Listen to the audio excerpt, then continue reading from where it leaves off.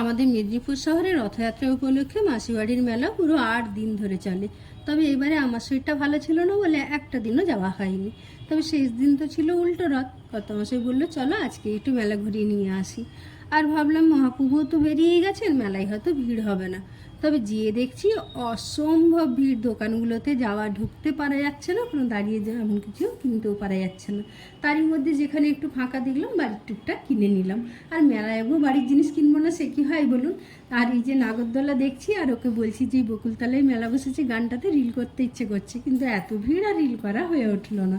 মেলার উপাস থেকে বেরিয়ে এসে দেখছি এই যে এখানে লটারি খেলার যেটা হয়, ওই যে বল দিয়ে ছুঁড়ে ছুঁড়ে নাম্বার মিলিয়ে কিছু প্রাইজ পাওয়া যায়।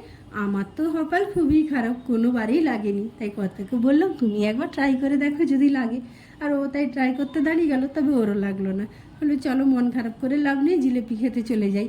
দিয়ে সোজাই চলে গেলাম জিলিপির দোকানে। আর এই মেলা হবে আর জিলিপি খাওয়া হবে না, সেটা কি হয় বলুন। তাই জিলিপি কিনে নিলাম, দিয়েই ওকে টানতে টানতে চলে গেলাম বাবরসার দোকানে।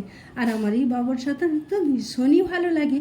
তবে আমাদের এখানে বাবরসাটা তেমন পাওয়া যায় না, এই রথের মেলাতেই এসেই খাওয়া হয়। তাই ওকে কর্তাকেই বললাম যে তুমি আমার ভালো করে একটু ভিডিও করে দাও আমার বাবরসা খাওয়াটা। আর যেহেতু ফেভারিট জিনিস, একটু ভালো করে না ভিডিও করে নিলে হয় বলুন।